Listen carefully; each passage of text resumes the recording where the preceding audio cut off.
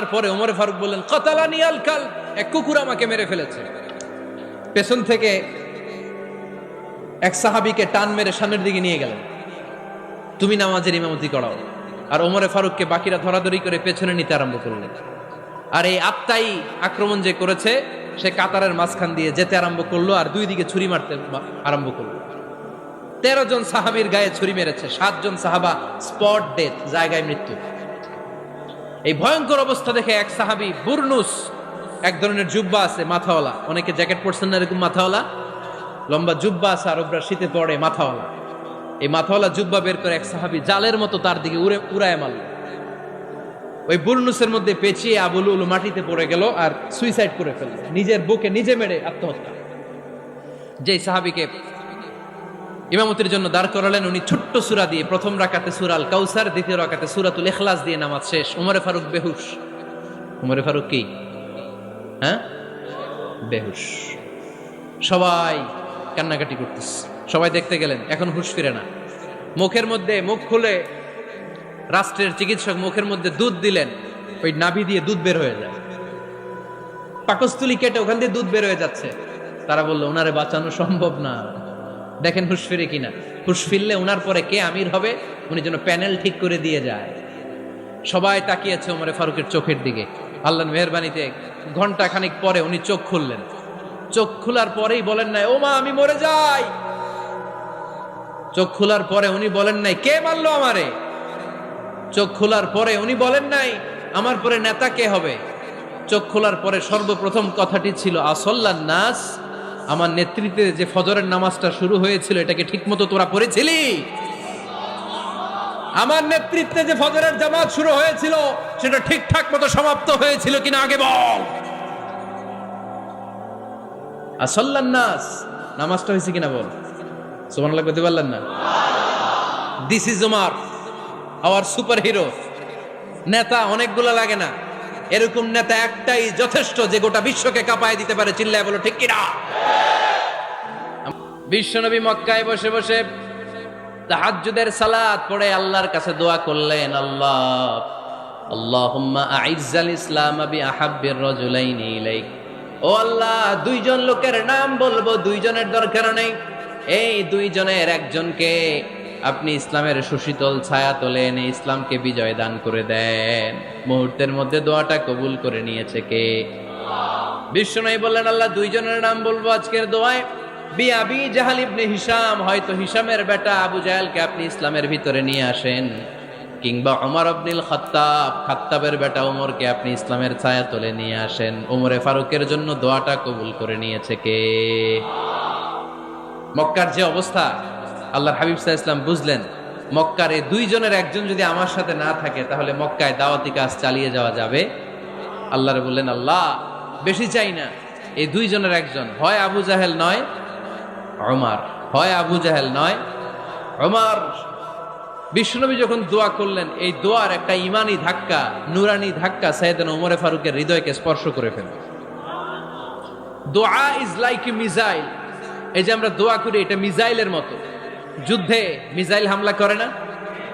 Missile হামলা করার পরে এই মিসাইল লক্ষ্য বস্তুতে যে ভেদ করে, ঠিক কিনা? তেমনি দোয়ার মতো যদি আপনি দোয়া করতে পারেন, আপনি যেই জন্য দোয়া করেছেন ঠিক ওই জায়গায় যে আপনার দোয়া স্পর্শ করে। সুবহানাল্লাহ পড়বেন না?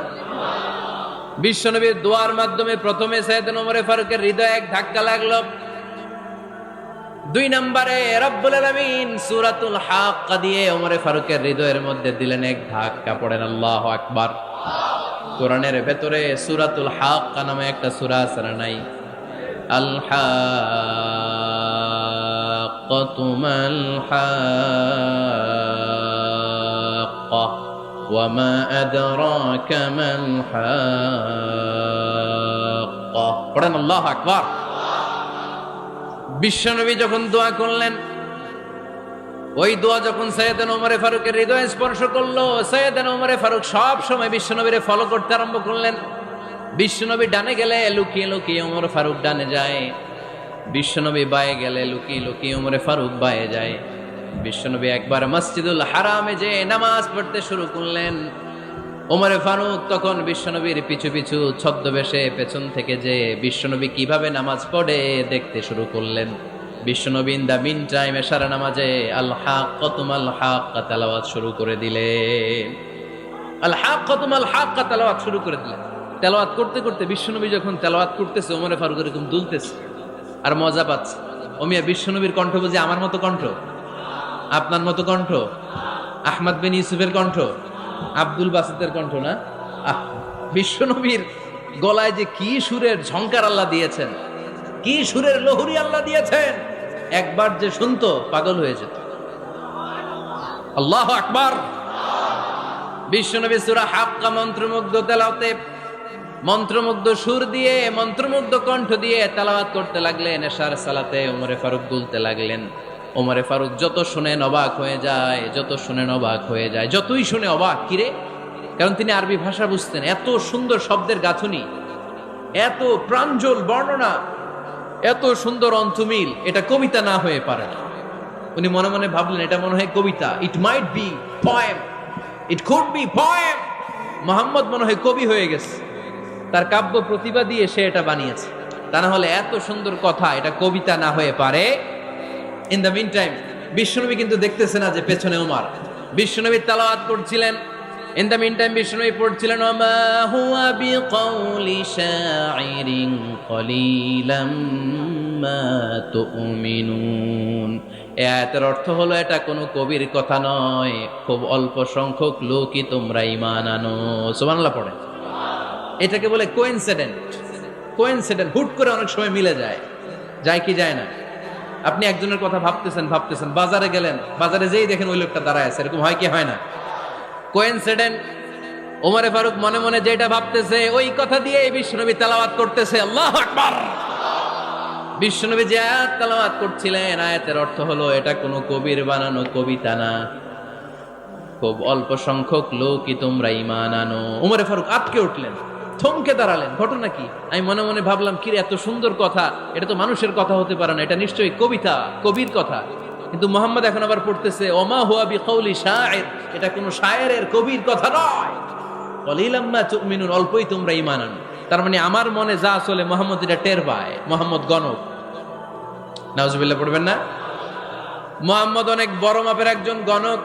মানুষের হৃদয়ে কি চলে, মনে মনে কি ভাবে, মুহাম্মদ না দেখেও বলে দিতে পারে। ইন দা মিন টাইম বিশ্বনবী পরের আয়াতে পড়লেন ওয়ালা বিকাউলি কাহিনিন কলিলাম মা তাযাক্কারুন। এই আয়াতের অর্থ হলো এটা কোনো গণকের বানানো গণনা নয়, খুব অল্প সংখ্যক লোকই তোমরা উপদেশ হিসেবে এটাকে মানো। সুবহানাল্লাহ পড়েন।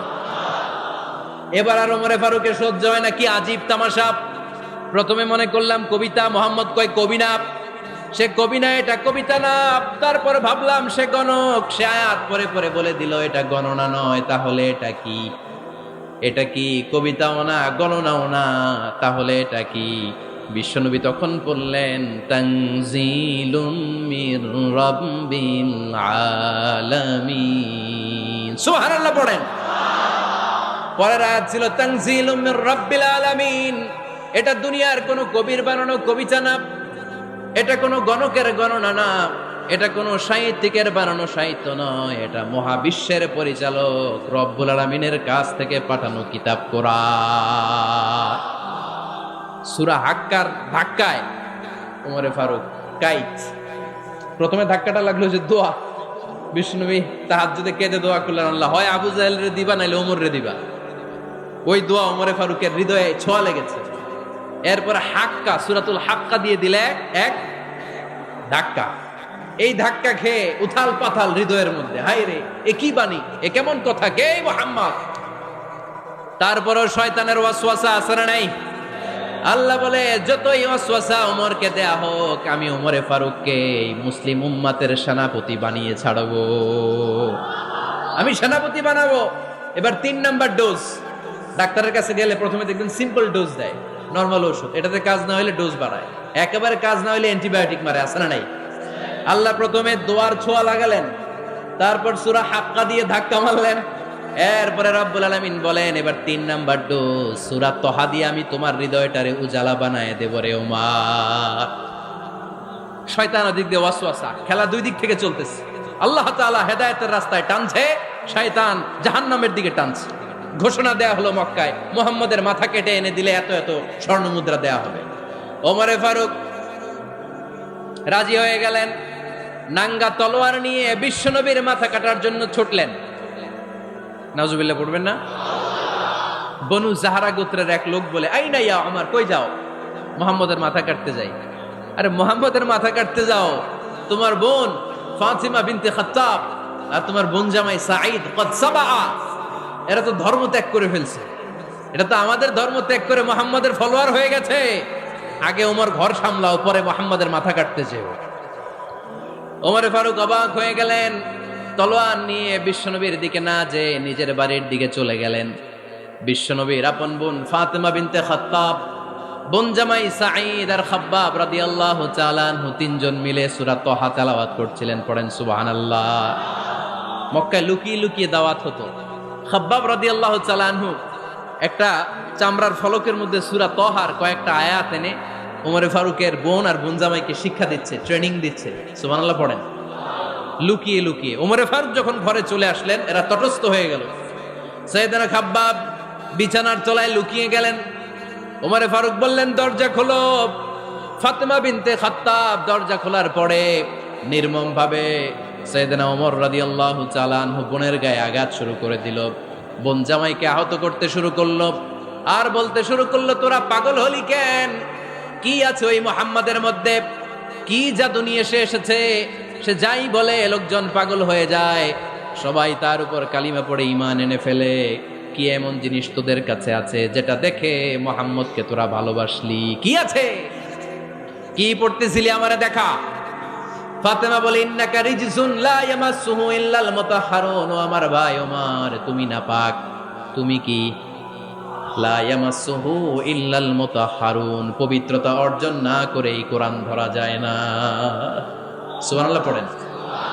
উমরে ফারুক গোসল করে আসলেন, কারণ ধাক্কা তো আগে কয়েকটা খাইছে। কথা বুঝেন নাই বোধহয়? প্রথমে দোয়ার ধাক্কা, পরে কোন সূরা দিয়ে ধাক্কা? হাক্কা দিয়ে ধাক্কা। 3 নম্বরে এখন আরেকটা ধাক্কা খাবে। গোসল করে আসলেন। ফাতিমা বিনতে খাত্তাব বললেন, গোসল যখন করে এসেছেন, এই নেন।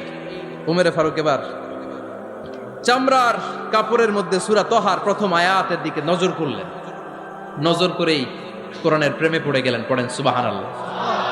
উমরে ফারুক পড়তে আরম্ভ করলেন, তাহা মা আনজালনা আলাইকাল কুরআনা লিতাশকা ইল্লা তাযকিরাতাল লিমান ইয়াখশা তানজিলাম মিম্মান খালাকাল আরদা ওয়াস সামাওয়াতিল উলা।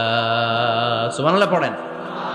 উনি পড়তে আরম্ভ করলেন, তাহা মা আনজালনা আলাইকাল কুরআনা লিতাশকা, এই কোরআনকে আমি তোমাদের হতভাগ্য জাতি হিসেবে দুনিয়ায় থাকার জন্য পাঠাই নাই।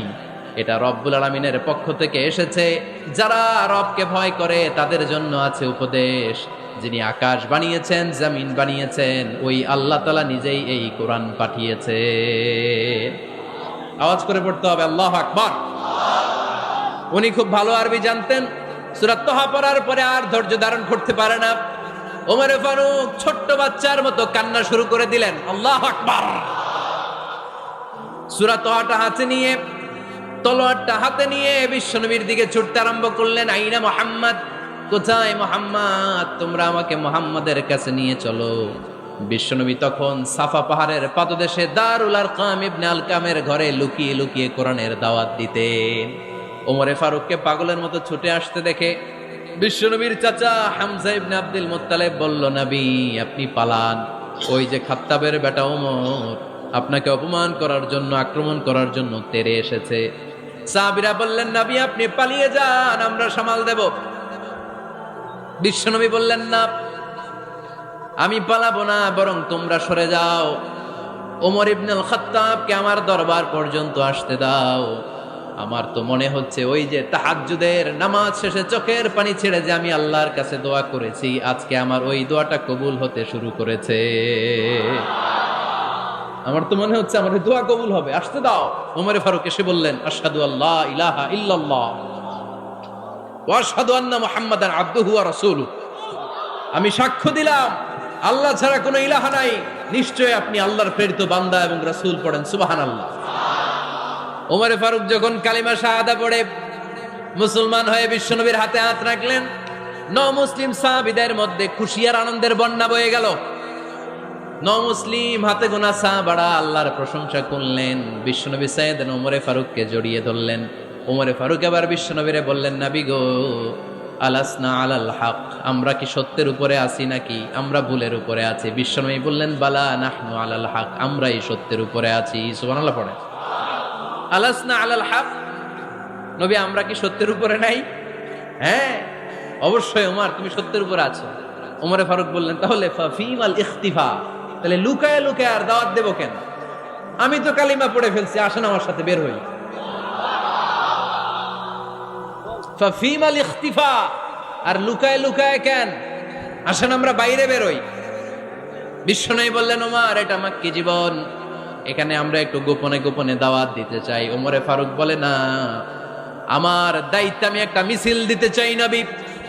আল্লাহর নামের তাকবীর দিতে দিতে দারুল আরকাম থেকে শুরু করে মসজিদুল হারাম পর্যন্ত একটা মিছিল দিয়ে আমি মক্কা কাঁপাইয়া দেব। অনুমতি দেন। বিশ্বনবী দিতে চান। ওমর ফারুক অনেক বোঝানোর পরে স্বল্প পরিসরের একটা অনুমোদন পাওয়া গেল বিশ্বনবী সাল্লাল্লাহু আলাইহি ওয়াসাল্লামের কাছ থেকে। কিন্তু মিছিল যে দিবে, মিছিলের জন্য লোকের দরকার আছে না নাই? এখানে লোক নাই, আমি একাই মিছিল দিতেছি। এটা জমবে, মিছিল জমবে। খুঁজে উনি 11 জন মুসলিম সাহাবা পেলেন। কয়জন? ওমরে ফারুক বললেন, 11 জনই সই। এই 11 জন নিয়ে আমি আল্লাহর নামের তাকবীর দিব। 2 লাইন করলেন। কয় লাইন? 2 লাইন। পেছনে 6 জন, আর এই লাইনের নেতা বানালেন বিশ্বনবীর চাচা হামজাকে রাদিয়াল্লাহু তাআলা আনহু। আর সামনে 5 জন, তার আগে দাঁড়ালেন উনি নিজেই। তাহলে 6 6 12। বললেন, এই 2 লাইনে আমরা তাকবীর দিতে দিতে, বেশি না, এই দারুল আরকামের ঘর থেকে, আপনারা জানেন যে সাফা মারোয়া এখন যে সাই হয়, এই সাফার পাদদেশে ছিল দারুল আরকামের ঘর। উনি বললেন, এখান থেকে ওই যে কাবার গিলাফ দেখা যায়, কাবার গিলাফ পর্যন্ত আমরা এই তাকবীর নিয়ে ওখানে যাব। সুবহানাল্লাহ পড়বেন না? ওখানে উনি দাঁড়িয়ে ছোট্ট একটা ভাষণ দিয়েছিলেন। উনি বলেছিলেন, মান আরাদা আন তাসকুলা উম্মু ওয়া ইয়াতামা ওয়ালাদু ওয়া তারমিলা যাওজাতুহু ফালিয়াসুদ্দানি। খেয়াল করে শুনেন, কান দুইটা খরগোশের কানের মতো খাড়া করেন। উনি এক বাক্যের একটা ভাষণ দিলেন। ভাষণ দিতে জানলে বড় ভাষণ দেয়া লাগে না। এক বাক্যের ভাষণ দিয়ে গোটা বিশ্বকে ঝাঁকুনি মারা যায়। চিল্লায় বলো ঠিক কিনা? ওমরে ফারুক এক বাক্যের একটা ছোট্ট ভাষণ দিলেন। মান আরাদা আন তাসকুলা উম্মু, কে আছো মায়ের এই মক্কায়, কে আছো মায়ের বুক খালি করতে চাও? ইয়াতামা ওয়ালাদু, কে আছো বাচ্চাগুলারে, নিজের সন্তানগুলোরে ইয়াতিম বানাতে চাও? কে আছো তারমিলা যাওজাতুহু, নিজের স্ত্রীকে বিধবা বানাতে চাও? ফালিয়া সুদ্দানি, বুকের পাটা থাকলে আমি ওমর রে থামাও। ফালিয়া সুদ্দানি, দেখি মক্কায় কার এত বড় বুকের পাটা। কে আছো মায়ের বুক খালি করতে চাও, সন্তান রে এতিম বানাতে চাও, স্ত্রীকে বিধবা বানাতে চাও? ফালিয়া সুদ্দানি, পারলে আমারে ঠেকাও। এই বলে উনি আল্লাহু আকবার, আল্লাহু আকবার, আল্লাহু আকবার বলে স্লোগান শুরু করে দিলেন। এক এক স্লোগানে মক্কার মরুজমিন থারথার করে কাঁপতে আরম্ভ করলো। এই মিছিল মক্কার কেউ দেয় না। মিছিলের আওয়াজ শুনে আবু জাহেল বাইরিস, উতবা বাইরিস, শাইবা, ওয়ালিদ ইবনে মুগিরা সব বের হয়েছে। কিরে, আমার এলাকায় এত বড় স্লোগান, কার এত সাহস? বের হয়ে দেখে মিছিলের সামনে ওমর। ওমর রে দেখে দিছে এক দৌড়। কারণ ওমরে ফারুককে থামানোর মতো বাপের বেটা মক্কায় দ্বিতীয়টা কেউ ছিল না। আওয়াজ করে বলেন ঠিক কিনা? ওমরে ফারুক আল্লাহু আকবার, আল্লাহু আকবার বলে স্লোগান দিতে দিতে মসজিদুল হারামের ভেতরে ঢুকে গেল। কাবার গিলাফ ধরার পরে সেদিন মিছিল থেমেছে। ওই আল্লাহর নামের স্লোগান সেদিন কেউ থামাতে পারে নাই, কিয়ামত পর্যন্ত কেউ থামাতে পারবে না। চিল্লায় বলো ঠিক কিনা? ওই রকম একটা ওমরের দরকার, আমাদের বেশি চাই না। জোরে বলেন ঠিক কিনা? দাও খোদা দাও আমায় আবার ওমর দারাজ দিল, দাও খোদা দাও আমায় আবার ওমর দারাজ দিল, দাও আলীর মতো বীর সেনানি, আলীর মতো বীর সেনানি জাগাতে নিখিল, দাও খোদা দাও আমায় আবার উমর দারাজ দিল। সুবহানাল্লাহ পড়েন। একটা উমর লাগবে, চিল্লায় বলেন কয়টা? ওই উমরের অপেক্ষায় বাংলাদেশ সহ গোটা মুসলিম উম্মাহ, ঠিক কি না? একটা উমরই যথেষ্ট। আমাদের সেন্ট্রাল লিডারশিপ নাই তো, আমাদেরকে এদিকে লাথি মারলে আমরা ওইদিকে যাই, ওদিক থেকে গুতা মারলে আমরা এদিকে যাই। আমাদের রিপ্রেজেন্টেটিভ, আমাদের প্রতিনিধিত্ব করার মতো কোন কেন্দ্রীয় লিডারশিপ নেতৃবৃন্দ গোটা বিশ্বে নাই, ঠিক কি না? আমরা সেই উমরে ফারুকের অপেক্ষায়, আমরা সেই ইমাম আল মাহাদির অপেক্ষায়। এই উমরে ফারুক আমাদের মডেল, ঠিক কি না? থার্ড ইন পজিশন এই পুরা উম্মতের মধ্যে ওনার পজিশন নাম্বার 3। 1 নাম্বার পজিশন বিশ্বনবীর, কার? 2 নাম্বার পজিশন কার? আবু বকর। 3 নাম্বার পজিশন কার? ওমরে ফারুকের। বিশ্বনবী বলতেন লা নবিয়্যা বা'দি, লা নবিয়্যা বা'দি, আমার পরে কোনো নবী নাই। ওয়ালা রাসূলা, আমার পরে কোনো রাসূলও নাই। আমার নবীর পরে আর কোনো নবী আছে? আমার নবীর পরে আর কোনো রাসূল আছে? এই যে কাদিয়ানি যে একটা সম্প্রদায় আছে, এরা কি মুসলিম নাকি অমুসলিম? মুসলিম সম্প্রদায়ের সাথে এদের কোনো সম্পর্ক নাই, চিল্লা বলেন ঠিক কি না? এরা যদি মুসলমান হতে চায়, আমার নবী দ্য লাস্ট মেসেঞ্জার বিশ্বনবীকে খাতামুন নবী হিসেবে সংবাদ সম্মেলন করে গোটা বিশ্বকে জানাই দিতে হবে, তারপরে তাদেরকে আমরা মুসলিম হিসেবে স্বীকৃতি দিব, চিল্লায় বলেন ঠিক কি না? তা না হলে তারা কোন ধর্মের এটাকে জানাই দিতে হবে। No inferiority complex, no identity crisis. Identity ক্রাইসিসে থাকা যাবে না। আপনারা কোন ধর্মের এটা জানায় দেন। আপনারা বিশ্বনবীরও শেষ নবী মানবেন না, আবার মুসলিম বলেও নিজেদেরকে ট্যাগ লাগাতে চাইবেন। সাধারণ মুসলমানরা এটা এই ধোঁকাবাজি মানে না, চিল্লায় বলেন ঠিক কি না? আমার নবীর পরে কোনো নবী নাই, আমার রাসূলের পরে কোনো রাসূল নাই, ঠিক কি না? আল্লাহর হাবিব বলতেন লাউ কানা বা'দি নাবিয়্যুন লাকানা উমর, তবে আমার পরে যদি নবী হওয়ার যোগ্যতা কারো থাকে, আমার ওমরের ওই যোগ্যতা আছে। সুবহানাল্লাহ পড়েন। প্রভু তুমি বলেছ রাসূল দেবে না, বলনি দেবে না ওমর, বলনি দেবে না হামজা তারি।